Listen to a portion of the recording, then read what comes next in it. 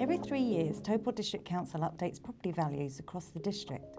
This process is called a revaluation, and it helps make sure rates are shared fairly across our community. Your rates are partly based on your property's capital value. This is an estimate of what your property would have sold for on the valuation date.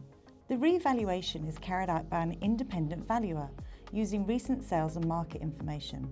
In the most recent revaluations around the country, many residential property values have decreased compared with previous years.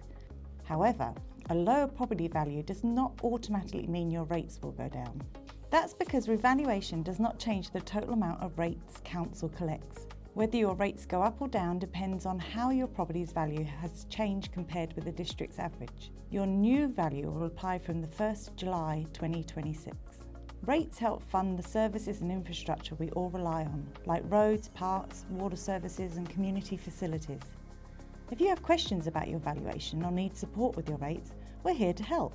Information about rebates and payment options are available on our website.